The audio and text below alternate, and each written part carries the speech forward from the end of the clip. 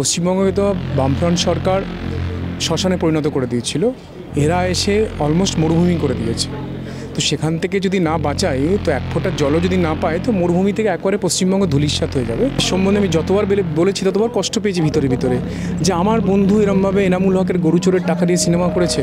যদি CBI ED বলে যে উনি নির্দোষ, আমি ওনার পাশে গিয়ে প্রথম ব্যক্তি যে গিয়ে দাঁড়াবো, সিবিআই ইডির বিরুদ্ধে গিয়ে আমি প্রতিবাদ করবো। উনি চাকরি দেওয়ার নাম করে চুরি করতেন টাকা, মানে টাকা নিতেন, সম্ভবত 9 লাখ টাকা করে নিতেন। এরকম একটা ফিগার পেলাম।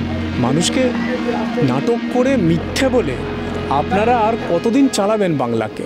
এই মুহূর্তে আমরা রয়েছি বেঙ্গল ইন্টারন্যাশনাল ফিল্ম ফেস্টিভ্যালে এবং সেখানে আমি পেয়ে গিয়েছি পলিটিশিয়ান, সবার আগে অভিনেতা, ইটস বেটার টু সে, এবং তারপরে তো পলিটিশিয়ান। তাই তো আমি ঠিক বললাম তো, নাকি এখন সেটা একটু পাল্টে গেছে? না, আমি এখন রিসার্চও করছি। সো আমার অনেক 3টে পরিচয় হয়ে গেছে। রিসার্চার, রাজনীতি, ব্যক্তিত্ব বলতে পারেন, আর মানুষের নিপীড়িত অত্যাচারিত মানুষের হয়ে প্রতিবাদী কণ্ঠ বলতে পারেন। আচ্ছা, আর অভিনেতা তো আছেই অবশ্যই। সো অভিনয় থেকে তুমি দূরে সরে গেলে কেন? আমরা পাচ্ছিই তো না তোমাকে। না দেখুন, অভিনয় তো করবো অবশ্যই, কারণ আমার বাট এই সময়টা 2020 থেকে আমার মনে হয়েছিল যে পশ্চিমবঙ্গের যে ভয়াবহ অবস্থা, পশ্চিমবঙ্গের গ্রাম বাংলার মানুষের উপরে যে অত্যাচার চলছে, তার বিরুদ্ধে আমাদেরকে যদি এগিয়ে না আসি, আমার মনে হয় পশ্চিমবঙ্গ রসাতলে চলে যাবে। পশ্চিমবঙ্গে তো বামফ্রন্ট সরকার শ্মশানে পরিণত করে দিয়েছিল। এরা এসে অলমোস্ট মরুভূমি করে দিয়েছে। তো সেখান থেকে যদি না বাঁচায়, তো এক ফোঁটা জলও যদি না পায়, তো মরুভূমি থেকে একবারে পশ্চিমবঙ্গ ধূলিসাৎ হয়ে যাবে। সেই জন্য আমার মনে হয়েছিল যে ফিল্মের থেকেও এই মুহূর্তে আমার মোর ইম্পর্ট্যান্ট যে আমাকে কিছু একটা করতে হবে মানুষের জন্য, এবং তার চেয়ে সবচেয়ে বড় প্ল্যাটফর্ম যশস্বী প্রধানমন্ত্রী নরেন্দ্র মোদীজির আদর্শে আদর্শিত হয়ে বাংলার মানুষের জন্য কিছু করা। যেই সময় তুমি কাজ করছিলে, অভিনয় করছিলে, সেই সময় এত ইডির ডাক আসতো না হিরোদের কাছে বা হিরোইনদের কাছে। বা সেক্ষেত্রে দাঁড়িয়ে তুমি এভাবে কীভাবে তুমি দেখো? এই মুহূর্তে দাঁড়িয়ে তুমি অভিনয় করছো না, কিন্তু অ্যাজ পলিটিশিয়ান হয়ে তুমি কীভাবে দেখো? কোথাও কি কালিমা লিপ্ত হচ্ছে আমাদের বাংলা ইন্ডাস্ট্রি? না, আপনি মনে হয় আপনার ইনফরমেশনটা অতটা নেই হয়তো। তাপসবাবুর কাছে এসেছিলো ইডির ডাক, তাই না? তাপসবাবু জেলে সময় কাটিয়েছেন বেশ কিছু সময়, সেটা আমি কিন্তু আপনি যে সময়টা বললেন তার আগেই। মিঠুন চক্রবর্তীর কাছে ইডির ডাক এসেছিল, আপনি নিশ্চয়ই জানেন। শতাব্দী রায়ের কাছে ইডির ডাক এসেছিল। তো ফলে এটা নতুন কিছু নয়। দেখুন, আপনি যদি কোনোভাবে অন্যায় করেন বা কোনো চুরি চক্রের সঙ্গে আপনি জড়িত হয়ে পড়েন, তো আপনাকে তো ডাকবেই। তারপরে আপনাকে প্রমাণ করতে হবে যে আপনি নির্দোষ, যে আপনি এটার মধ্যে ছিলেন না, বা আপনার কোনো ভেস্টেড ইন্টারেস্ট ছিল না, আপনি কোনোভাবে ট্র্যাপড হয়েছিলেন, বা কোনো কানেকশানসে আপনি ওখানে গিয়ে কানেক্টেড হয়ে পড়েছিলেন, বাট আপনার you are an innocent person, তাই না? আর এই মুহূর্তে দাঁড়িয়ে দেব যেটা বলেছে যে যদি আমি মিথ্যে প্রমাণিত হই, প্রমাণ যদি পাওয়া যায়, তাহলে সে ইন্ডাস্ট্রি ছেড়ে দেবে। কি বলবে এতে? কি তোমার কি ঠিক আছে? আমি তো চ্যালেঞ্জ অ্যাকসেপ্ট করেছি। যদি উনি নির্দোষ প্রমাণিত হন, আমি ছেড়ে দেবো রাজনীতি। আর যদি উনি দোষী প্রমাণ হন, তাহলে উনি ফিল্ম ইন্ডাস্ট্রি ছেড়ে দেবেন। উনি তো নিজেই বলেছেন, এবং উনি আমার থেকে সিনিয়র অ্যাক্টর, উনি সুপারস্টার বাংলার। তো ফলে ওনার চ্যালেঞ্জটা অ্যাকসেপ্ট করতেই হবে। আমি কী করে ডিনাই করবো ওনার চ্যালেঞ্জকে? আগে 2বার ডেকেছিল, সিবিআই একবার ডেকেছিল, আগেবারে দিল্লিতে লুকিয়ে গিয়েছিল, আপনারা সেটা কোনো খবরও করেননি মিডিয়া ইডিটটা।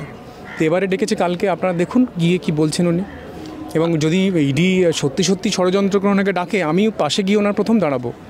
আমি আগেও বলেছি, 8 মাস আগে, 1 বছর আগেও বলেছি, আবার বলছি, যদি সিবিআই ইডি বলে যে উনি নির্দোষ, আমি ওনার পাশে গিয়ে প্রথম ব্যক্তি যে গিয়ে দাঁড়াবো, সিবিআই ইডির বিরুদ্ধে গিয়ে আমি প্রতিবাদ করবো, যে এইভাবে আপনারা কেন আমার বন্ধু সুপারস্টারকে আপনারা কেন জড়িয়েছিলেন, চক্রান্ত করেছিলেন। যদি নির্দোষ সিবিআই ইডি বলে যে উনি নির্দোষ, তাহলে অবশ্যই। আর এই মুহূর্তে দাঁড়িয়ে সন্দেশখালির যা অবস্থা, যেই সিচুয়েশন চলছে, সেটার থেকে কিন্তু কেউ এখন অবধি সেরকমভাবে, যাদেরকে আমরা আগে সামনে দেখেছি, যখন যা এরকম হয়েছে সামনে এসছেন, যাদেরকে আমরা দিগ্গজজন আমরা বলে থাকি, তো এরকম কাউকেই আমরা এই মুহূর্তে দাঁড়িয়ে কাউকে সামনে এসে কথা বলতে দেখছি না, বিষয়টা নিয়ে কথা বলছেনও না। কারণ ভাতা পাচ্ছেন না। যেমন লক্ষ্মীর ভাণ্ডার দিচ্ছে, আরও কী সব দেন, অনেক কিছু দেন। এই যাদের কথা আপনি বলছেন, আমি তাদের কারোর নাম বলতে পারি না মুখে, কারণ তারা সবাই সম্মানীয় অভিনেতা, অভিনেত্রী, পরিচালক, লেখক, প্রডিউসার। তাদের সম্বন্ধে বলতে গেলে লজ্জা লাগবে, আর কত বলবো। মানে এই সমস্ত বিদগ্ধ ব্যক্তির সম্বন্ধে বলতে গেলে আমার সত্যি কষ্ট হয়, লজ্জা লাগে। এবং দেবের সম্বন্ধে আমি যতবার বলেছি ততবার কষ্ট পেয়েছি ভিতরে ভিতরে, যে আমার বন্ধু এরমভাবে এনামুল হকের গরু চোরের টাকা দিয়ে সিনেমা করেছে। এটা ভাবতেও কষ্ট হয়, এটা বলতেও কষ্ট হয়। তারপরে দেবের যখন নিজের বিধায়ক, প্রাক্তন বিধায়ক দেবের ঘাটালের সাংগঠনিক চেয়ারম্যান পার্টির, হ্যাঁ, শঙ্কর দলুই যখন বললেন, সেটা শুনেও আমার দুঃখ হয়েছিল যে এভাবে 30% উনি কাটমানি নেন। মানে আমি যা যা শুনতাম ঘাটালে গেলে সেগুলো সব সত্যি, এটা ভাবতে আমার কষ্ট হয়েছে। আপনি বিশ্বাস করবেন না, মানে হয়তো অনেকে আমাকে ভুল ভাবেন বা ভুল বোঝেন, আমার বলতে কষ্ট, বুক ফেটে যায় যে আমার একটা অভিনেতা বন্ধু সুপারস্টার, সে এই সমস্ত মানে চক্রের সঙ্গে এরমভাবে যুক্ত হয়ে পড়েছে। কাটমানি নেওয়া, গরু চোরের কাছ থেকে টাকা নেওয়া, কয়লা চোরের কাছ থেকে টাকা নেওয়া। এবং এখন যেটা আমি ঘাটালে গিয়ে রিসেন্ট শুনে এলাম, সেটা যে উনি চাকরি দেওয়ার নাম করে চুরি করতেন টাকা, মানে টাকা নিতেন, সম্ভবত 9 লাখ টাকা করে নিতেন, এরকম একটা ফিগার পেলাম। মানে এটা শুনে তো আরও আমার বুক কেঁপে গেল। মানে আমি ভয়ে রীতিমতো কাঁপছিলাম যে মানে আমার এই বন্ধু, যাকে আমি এত ভালোবাসি, এত শ্রদ্ধা করি, মানে আমার এই কথাগুলো বলতে কষ্ট হয় ভিতরে।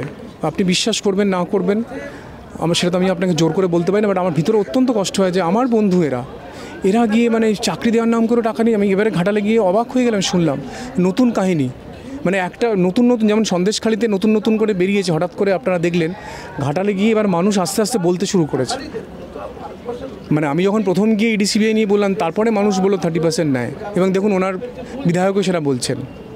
এবং এখন যখন আমি গেলাম, এবার বলছেন দাদা আপনি জানেন না, আমাদের কয়েকজন বলছিলেন যে উনি চাকরি দেওয়ার নাম করে টাকাও নিতেন। ওনার যে কোটা থাকতো 20টা 25টা 30টা সাংসদ কোটা বছরে, সেই সমস্ত কোটা থেকে উনি যে 3টে ডিপার্টমেন্টের কি ছিলেন না, যেখান থেকে উনি রিজাইন করলেন, সেই সমস্ত সংস্থাতে ওনার কোটা থাকতো না। উনি চেয়ারম্যান তো না, প্রেসিডেন্ট তো, ফলে সেই সব জায়গা থেকে উনি টাকা নিতেন। তো সেটা শুনে আমি তো অবাক হয়ে গেলাম। কদিন পরে হয়তো এটার উপরে তদন্ত শুরু হয়ে যাবে। আর এই সম্প্রতি রিজাইন করেছেন মিমি চক্রবর্তী, হঠাৎ করে তার মনে হয়েছে এখন তিনি মানে এই পদটা থেকে তিনি রিজাইন করে যাবেন, তিনি আর এমপির বা পলিটিক্সে তিনি থাকবেন না, এটা নিয়ে কিছু বলার? রিজাইন করার তো কিছু নেই, মানে লোকসভা তো শেষ, লোকসভার অধিবেশন তো শেষ হয়ে গেল, তো নতুন তো নির্বাচন হবে, ইলেকশন কমিশন ঘোষণা করবে। এখন রিজাইন করার মানেটা বুঝলাম না। মানে আপনার পরীক্ষা চলছিল, আপনার পরীক্ষা সব দেওয়া শেষ হয়ে গেল, আপনি হয়তো খারাপ পরীক্ষা দিয়েছেন, সেটা পরীক্ষা শেষ হওয়ার পরে বলে না আমি আর পরীক্ষা দিতে ভালো লাগছে না, আমি আর পরীক্ষা দেবো না, এরকম একটা ব্যাপার হয়ে গেল।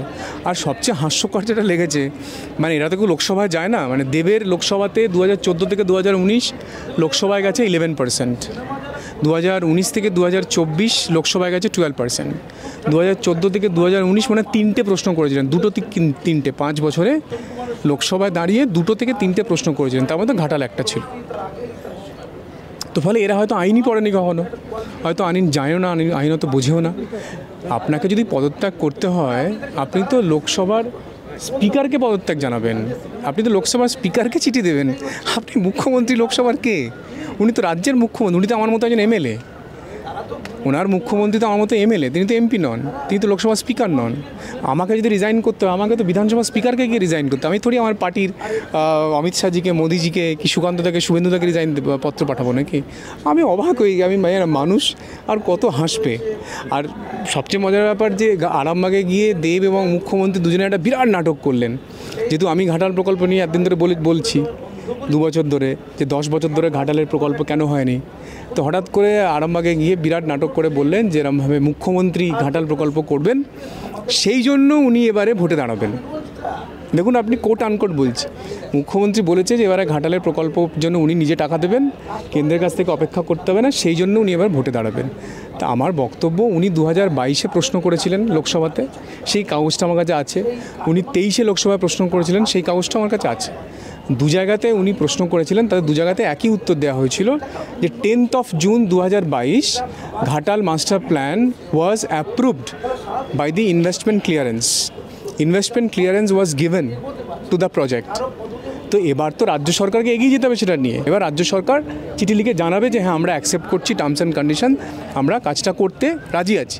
তো দেববাবু 2022-এ আপনি চিঠি দিলেন, আপনাকে মন্ত্রণালয় উত্তর দিয়েছে, ওয়াটার রিসোর্সেস ডিপার্টমেন্ট আপনাকে উত্তর দিয়েছে, সেই উত্তরের কপি আমার কাছে আছে।